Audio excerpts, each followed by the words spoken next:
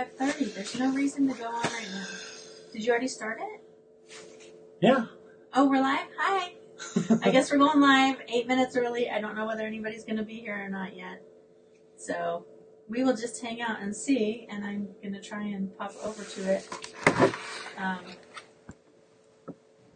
so that I can take a look at the live chat, the chat stream. I don't know how to find it. My husband clicked go live before I was quite knew what we're doing. I think I need to... Okay. Do you know how I can reply to people's... or how I can read it from here? You're going to find it? I'm logged in. Go to your page. I'm on my page. Go to your live. Okay, how do you do that? There it is. It wasn't there for a minute, but now it is. Okay. All right. So, hi everybody, or hi if anybody's here. Please take a second, say hi, tell me where you're watching from, and if your channel name is not the same as your first name, put your first name in the comments, because I just like to know who's around and who I'm talking to, more than just like Farmer Girl 123. I'd rather say, hey Jen, or whatever. I made that up, so if there really is a Farmer Girl 123, I don't know who that is. All right, so we have Liz from Little Farm Big Dreams. Hey girl. And all right, Allison and Randy are watching. Hi. Oh, Allison's watching. You're in New York. What are you doing in New York?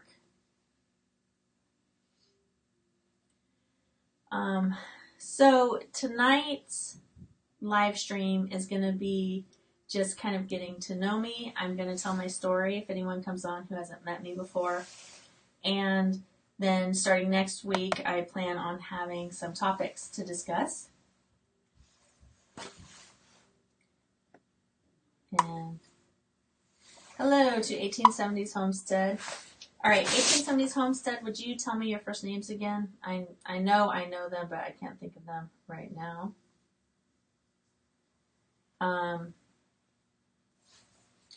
Let's see, what was I going to say? Something else. Allison says it's freezing. Yes, that's what she's doing in New York, because I asked her what she's doing in New York. She's freezing. So Chris is over there behind the camera. And just finished chores and taking care of sick Betty. Aw. Donna Karma, hi, glad you're on. And so Elizabeth from Little Farm Big Dreams and I plan on doing back-to-back lives every Wednesday night from 5 p.m. to 6 p.m. Central Time. So she'll go from 5 to 5:30. And tonight she cut out a little early, so I started in a little early. And then I'll go 5:30 to 6. That's the plan. All right, Todd and Rachel, thanks. I'm going to try and remember that. I will make notes for myself later so that I can remember that for sure. Let's see. No new questions yet. So give me a number of how long you have been watching my channel, or have you watched it before? So if you're new, so I know how much of my story to tell you guys. You got 30 minutes. You could start at the beginning. I could start at the beginning, that's right. Back in 1968, she was born. You're making me 2 years older than I am. So sorry. I'm not 50 yet. All right, so let's see. No new comments quite yet.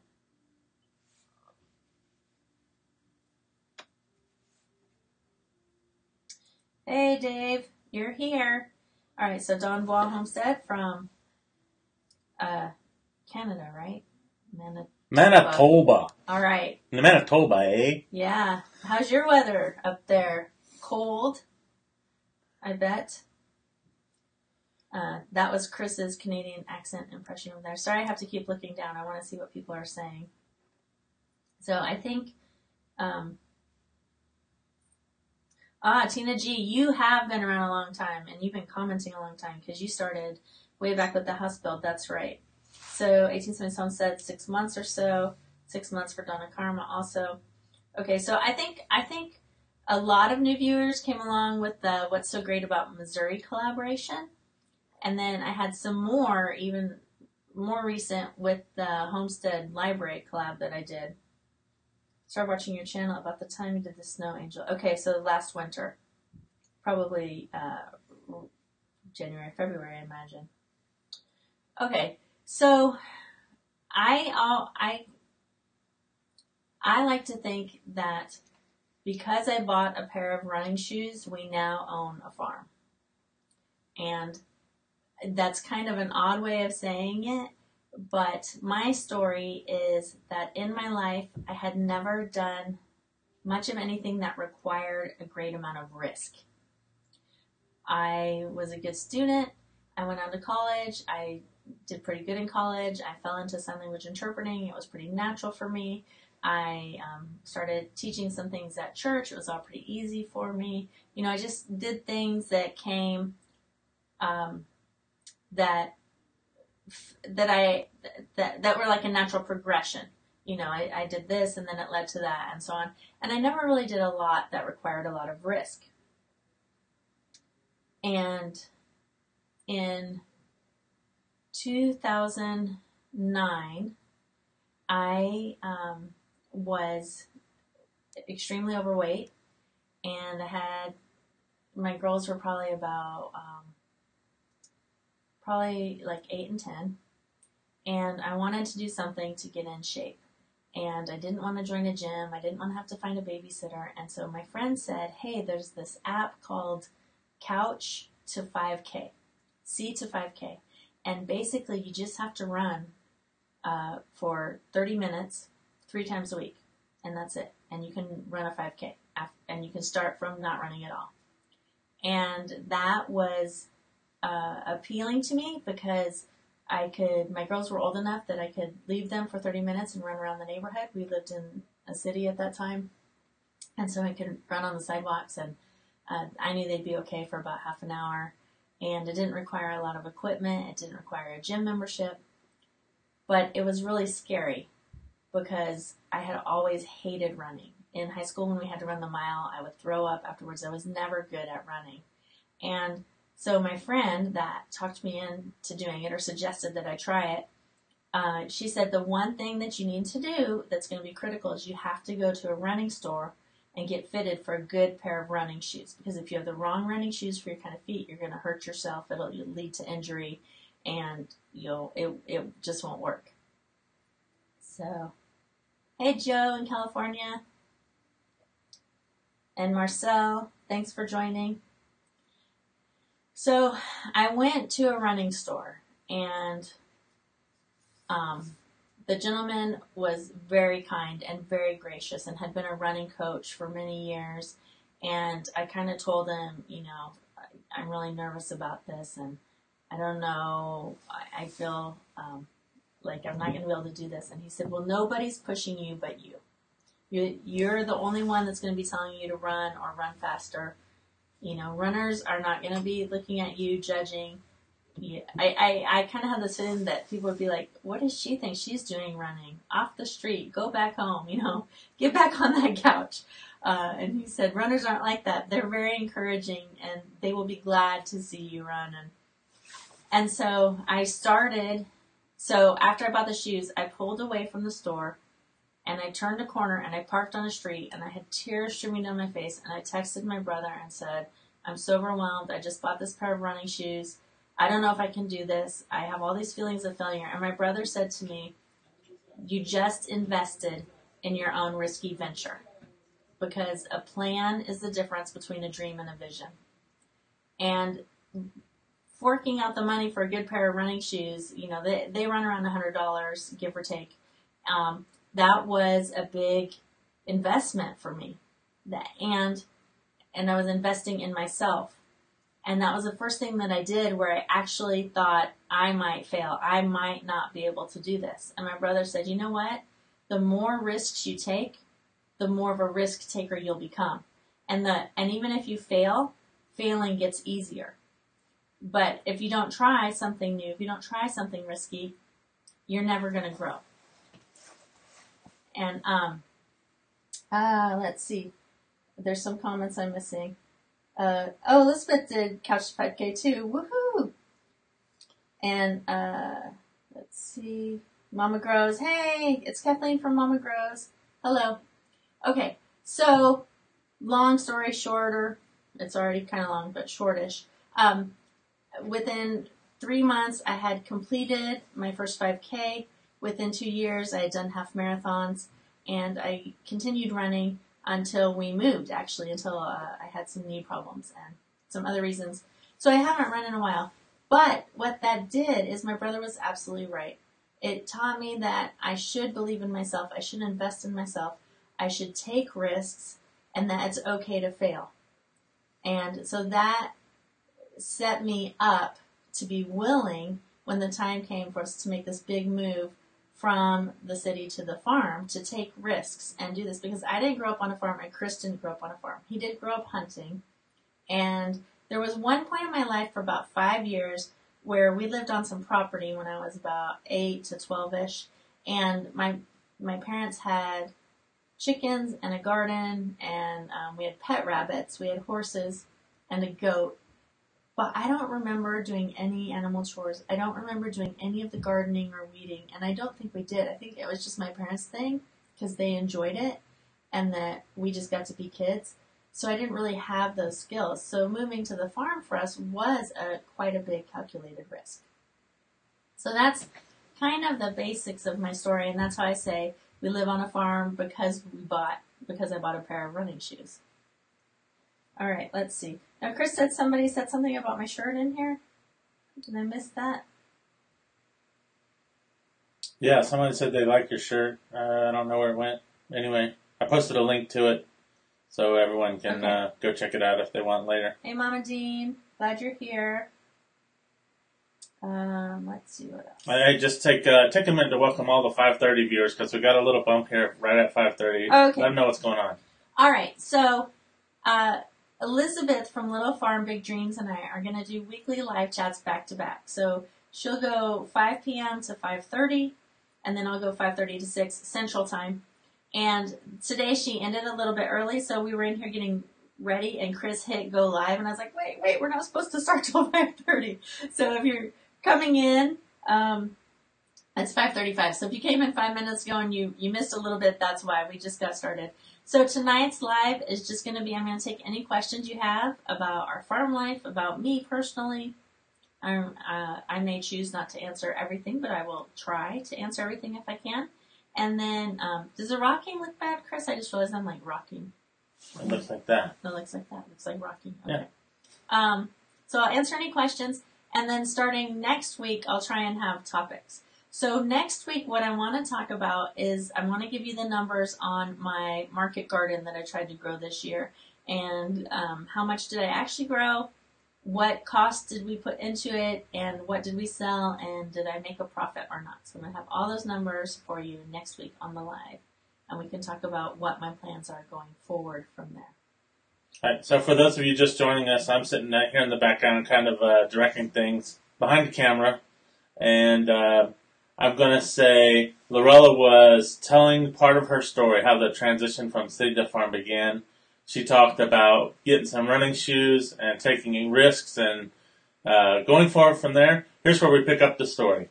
Well, first I want to say hey to Christy Betts and Jared Quant, and Dolly says she doesn't mind the rocking. All right, so Jared Quant asks, what does electricity cost per kilowatt hour? Do you know? I can actually access our account on my phone. Oh, there you go. Smart guy stuff. All right. So there's an app for that. There's an app for that. I actually go to their website. So while she's looking that up, I'll tell you a little bit about our electricity. We get our power from White River Electric. Co-op.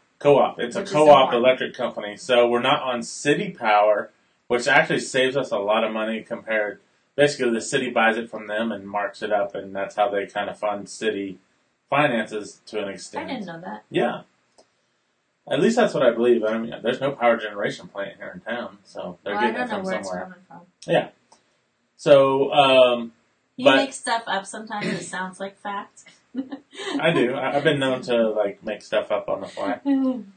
The power though is relatively inexpensive. I think, especially compared to California, we were in the big bucks. Right. $800 electric bills. I think we got a video about that somewhere. I don't know. Or in the early days. You'll have to dig deep to find it. That's like, what are they called? Deep cuts, if you're of that era. All right. Should I hand this to you so you can look? View usage? I don't know if usage was View the bill. That's what you want to do. View bill.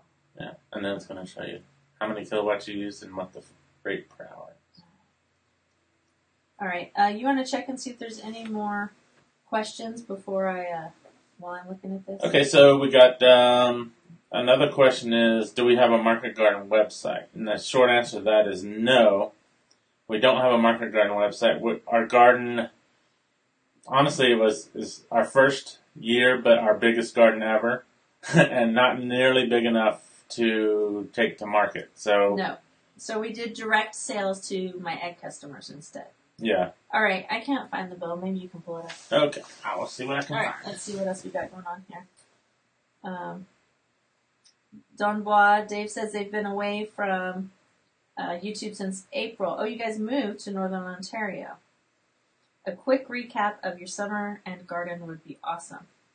Okay, so I about tripled the size of my garden last year, and because I hadn't ever tried to grow more than what our family would eat, and in the past I had just been like, somebody at the market was selling tomato plants. Oh, I'll get a tomato plant here. Oh, I'll get some peppers here. So I didn't really have a good idea of what kind of harvest I would get from each kind of vegetable, how much I should buy, and I tried to do all the math. I know that it's out there, but it was really overwhelming for me to try and plan it. So I decided to do 10-foot beds, 3 foot wide, and I think I intended to do 30 beds to begin with, but I think I only ended up doing about 22 beds, so I did about 20 different varieties of veg, and including some watermelon and squash. And I had tomatoes, carrots, peppers, peas, radishes, beets, onions, potatoes, a couple different varieties of potatoes. 11 cents per kilowatt hour is the answer on how much electricity costs, roughly. I'm envisioning my garden. Beetroot, spinach, lettuces, couple of varieties of tomatoes, couple of varieties of watermelon, couple of varieties of pumpkin. And because I still work off farm, I'm dealing with all of this in my after work hours. So I had basically a big overgrown garden with a lot of mess in it. And so that's the short recap. So next week I will throw out the numbers. All right, so let's see who else is on since I answered that question. Green Gables Homestead, hello, welcome. Where are you watching from, and what is your first name? If your channel name is different than your actual name, I want to get to know everybody by name. So I would love if you would put that in there, please. Grateful Snow Nights, woohoo! Thank you. She interrupted editing. That's true friendship right there. Hey Jay, appreciate that. Editing is a big task. So someone says you need a moderator. I'm not sure how all that works. Maybe they could. I'll check with Liz Zorab, who's on right now. She is up around midnight her time. It's almost midnight there, so thanks for joining us. So maybe she can let me know how the moderator thing goes, how that works. City Homestead, thank you. Hello. All right, coming down. Little Creek Homestead, hi. Good to have you on. J Dog's Place. Jerry, represent. Howdy, buying my place will be there in 6 years. So you're going to buy property and then have a plan to move to it in 6 years, or are you going to wait 6 years and then buy? I'm curious about that. All right, so Mama Grows asks, how many years have you gardened on this homestead? Okay, get right there. If I don't get to your question in the live, because I'm way up above that, I'm going to hold that one real quick. How much time do we have? We've got about 20 minutes. Okay. So I will answer that, and then I'll come back to some of these. Leslie Dawn Whimsy, hello. And then Little Creek. is the first question says, what's your best advice for starting a garden on land that has never had a garden on it? Ooh. That, I am actually going to defer to someone who might know better. So it probably would depend on what kind of shape it's in now. But if you have access to wood chips, leaf mulch, anything that you can put on the soil to start it. Chris, you took those permaculture courses. What are some stuff that you would want to do to the land? Well, if you want to, there's, several different types of gardening. There's like the no-till, low-till, till once, back to Eden. So find a system that you want to try and just go for it all out. Mm-hmm. Go bigger than you think, and just realize that you're going to learn along the way. I would suggest also that Chris says go bigger than you think, but I wouldn't try to do too much. Like, I think I might slow down a little bit and maybe try and grow one or two things, and when you learn them, add a third, add a fourth, or maybe do some like square foot gardening. Food Forest Permaculture is on, so I would check out their channel, because especially your Little Creek Homestead is here near me in southern Missouri, probably kind of wooded. So we are well suited to permaculture in our climate. So you might check out their channel.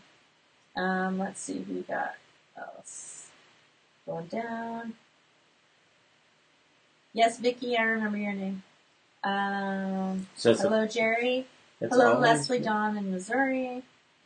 Okay, now I'm at Mama Gro's question. How many years have you gardened on this homestead?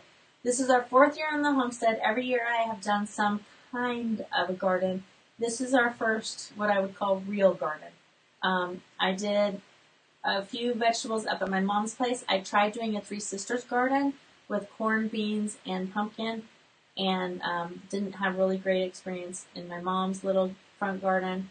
And then this is our second garden on our garden plot that we have right now. So last year was my first time, and I only had peppers and tomatoes and carrots and potatoes. So I only had 4 things last year that I grew.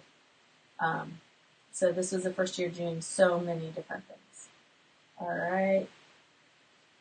Hello, Colleen from City Homestead. I know I said hi to you, but I'm glad to know your name now.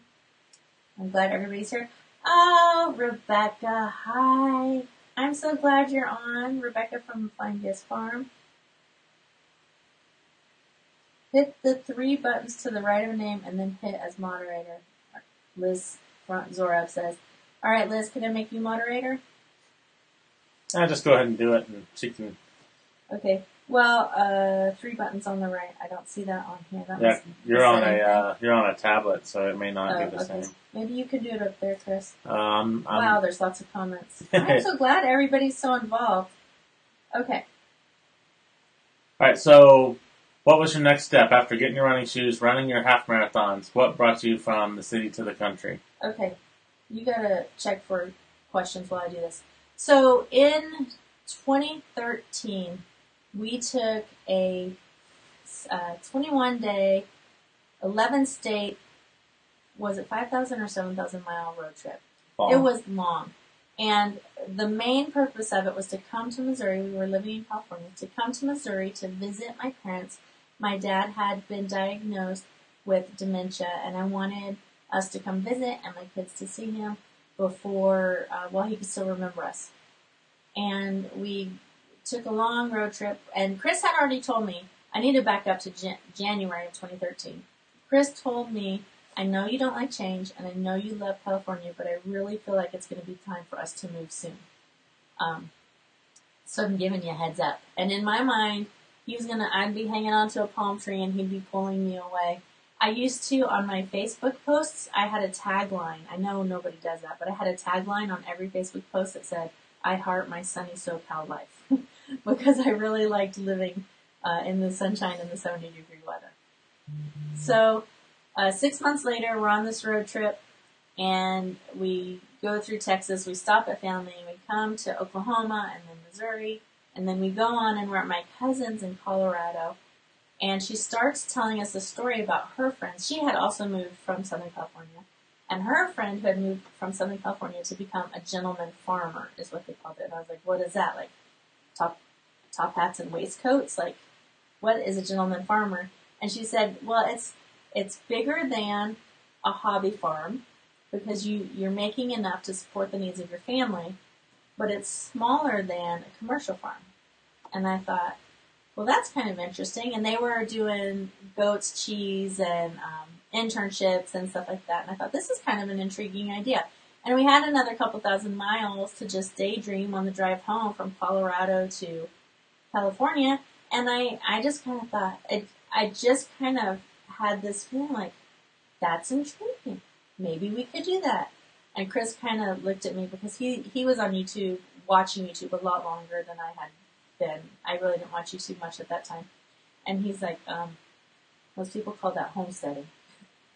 I was like, homesteading? What's homesteading? In my mind, homesteading's like hitch up your wagon and go race, like the Tom Cruise movie where they're like racing out to the middle, to grab your 40 acres and a mule or whatever. No, 40 acres and a mule is a different deal. But what is that? A river runs through it? No, that's not different. Yes, that's completely different. I don't know. I'm not good with names and actors. Sorry, y'all. I like movies though.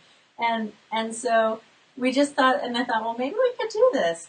And I'm from the city, so maybe people might like to watch me learn how to transition from city life to farm life. And so that's really what kicked off our journey. And we made the decision in July 21st, I think we put up our very first YouTube video of 2013, so 5 years ago now. Wow. Flying V says that seems like yesterday. Yeah, she's been around the whole time. And then by January of 2014, the girls and I had moved. Chris stayed in California 2 more years working so that we could build our home. And then we finally decided, you know what, he's missing too much of our girls are going to be out of the house before too long. They're getting ready to grow up. And so even though the house wasn't finished, he moved out and joined us on the farm in January of 2016. So that's the story. So I'm going to go back and... So, a popular thread going on right now, they're talking about using wood ash as a supplement in your gardening. And... we just dumped some out in our garden yesterday. Yeah. We just dump a little bit out there every so often just to get rid of it. Okay. So I want to go back to Vicki with Little Creek Homestead. She says the land she's wants to do gardening has been pasture. So I'm going to refer you to Curtis Stone's videos. Look up where he changes a lawn into a garden. You're probably going to need to till it under or turn it over upside down or something and cover it with something to kill all that pasture grass because that pasture grass will come back in your garden. I know. I've been dealing with it for 2 years. And it'll come back up weedy too if you don't. Yeah, it'll come back up weedy. Some type of when he covers it, then he opens it back up and burns it off. Right, so he covers it, and then in the spring when it starts growing and it gets hot, then you uncover it, and any little ones that have come up, you're gonna pluck up and kill, and then cover it again, and you're gonna repeat that until it stops coming up, and then you're gonna need to cover it with something like wood chips or mulch of some sort, or weed cover, just something. Otherwise, you will always have pasture in your garden. So that's something that I continually deal with in our garden. So a lot of people are talking about chop and drop as a fertilization method, and then covering it over with wood chips. That's something that's kind of a permaculture technique in and of itself. Yeah, and the Grateful Soonites are talking about mulch and manure, and someone said sea kelp. Yeah. Kitchen waste. So one of the permaculture basics is like never let the nutrients leave the land. So if you cut something down, you don't want to just haul it off to the dump or whatever. You want to find some way to compost it or reuse it and recycle it back into your own soil. Yeah. And we have lots of leaves in Missouri, so you could start a leaf mulch bin. If you have a mower or something that you can chop your leaves into smaller bits, they'll rot faster. And I just want to stop and say, hey, Mom H, thanks for joining us. I'm so glad that you're on. And our good friend Paula R. Texted and says she can't log in, but she's watching. Oh, well, I'm glad you're watching. All right. Oh, that Paula R? Yes. From Alaska? Yes. Hey. Yay! Alright, I'm scrolling through. So, have you ever been to your county extension office? It's a great resource. And that was from J-Dogs. I have not. I know where it is, though, because I was thinking about getting a soil test this year. But instead, I ended up bringing in soil. And there was a test on it. So I got a big load of soil, and then I made beds out of that, and it came with a soil test. Yes, your extension office is a great place to start. Oh, no, what happened? Did something happen? Not exactly. I got like some kind of pop-up, but it went away. Okay. All right. Jawaharlal Nehru. I am sorry if I just butchered your name. From Washington, D.C. Thanks for watching.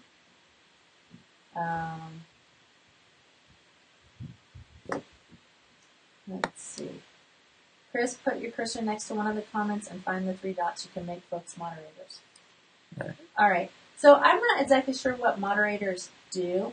I will say, if you guys have a question for me, if you can put it in all capitals or put like 4 question marks before it and after it, or a couple asterisks, that'll help me just like spot it easy. All right.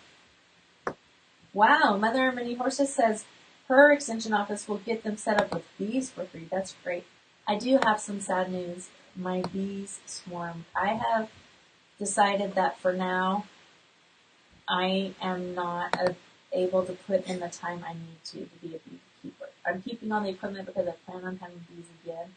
But with the amount of off-farm work that I'm doing, and with Chris working now, I really have a hard time working the bees by myself. It works really well when Chris and I are together. And so I had a nice sunny day and I saw bee activity, but I couldn't get in the brood box. And then like a few days later, we went out and Chris was like, there's no activity. It's silent. They're gone. So it was just really sad. Let's see. All right, I think I've added Liz as a moderator. Okay, so what does the moderator do? I don't know. Well, it says mostly they delete spam comments and users and can also post links, etc. while you're talking about stuff. Okay, there you go. Moderators kill trolls and point out questions. They post links that are important to you. Oh, well, thank you. All right, so we're still learning all this live stream stuff. Chris is still kind of moderating too, even though he's behind the camera on my account, because he's kind of helping me keep track of that stuff as well. Well, thank you for telling us how to get that done, and in the future we'll do it. We were using a little bit different setup than our usual, and actually, if you like, I'll show you what we're using today. And you see the little graphic that says we're using the demo version of this new software. So let me show you what we got. So can they see? So here we go. This is Lorella's new camera, and she's sitting over there. And not to spoil her video about her new camera, but I guess you just did. If you're watching live, you get a sneak peek. There we go. I guess you just did. All right. Go get a 49. Can I be a moderator? Probably not until I know you a little bit better. Once I know you a little bit better. Now, I saw somebody that I wanted to ask. If you have joined recently, please, and your channel name is different than your first name, please put your first name and where you're watching from. That just helps us get to know you. And I will go back and read all these comments later, and I'll respond to any that that we didn't get to online. All right, so somebody I just saw. Hello, Niels Homestead. So glad you're here, Jeanette. City Home says, don't ever use horse manure on your garden until it's been properly composted. It took her 3 years, or him or her, to get rid of the weeds. Big mistake. But after that, it was the best soil. Yeah, I saw somebody who said they came late, and now, where did they go? Oh, 1 Acre Under God Homestead. So, hello, if you please let me know your first name and where you're watching from. I would love that. Go Get a 49 says, what do you think of the new policy to ban self-owned farms that generate less than $100,000 a year? Whose policy? I don't even know about that policy. This is the first time I've heard of it. So my first guess is going to be it's some type of a federal tax code type thing to eliminate the tax break to small farmers. I don't know because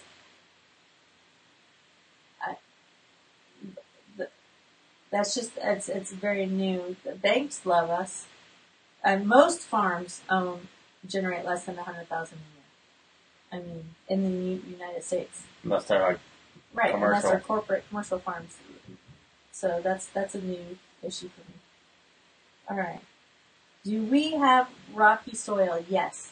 Oh yeah. Let's see. In the video, what was it? The I don't know what collaboration about what's great in Missouri. Yes. Someone kind of had a funny thing about growing right, rocks. right. I don't remember whose video it was, but it's in that collaboration. It was awesome. Mama Grows. Do many of your neighbors homestead or farm or market garden? Yes. Yes and yes. Mostly what is around us are cattle farmers.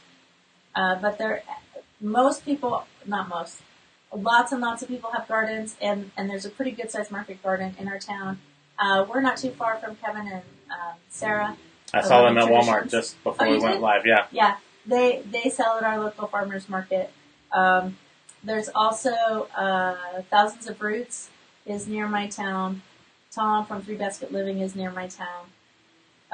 Or not exactly, but Within enough easy that- driving distance. close enough that from time to time we have made plans to see him. So there's quite a few in this area actually. I am gonna have to close off pretty soon. Let's see, do we have any more questions? One last question.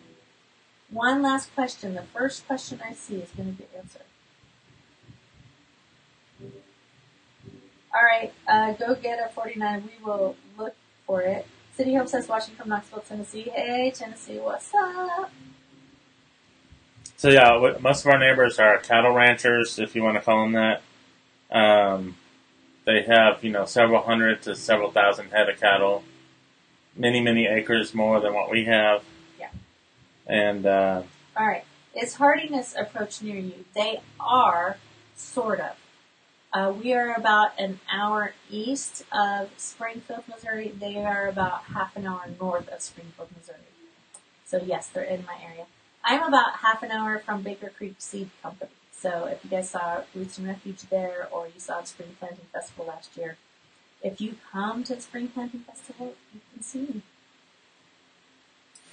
All right. So that was the last question. Henny Hills Farm from Missouri. Hello and welcome. when are you coming to visit Kentucky? Mother of Many Horses wants to know. Oh, well, thanks for the invite. I'll look at my calendar when it's not snowy. All right, I think we're going to shut it down at 6 o'clock. We appreciate everyone for coming out. Yes, thank you so much for watching, guys. As always, I moved my family from the city to the farm, and if I did this, you can do it.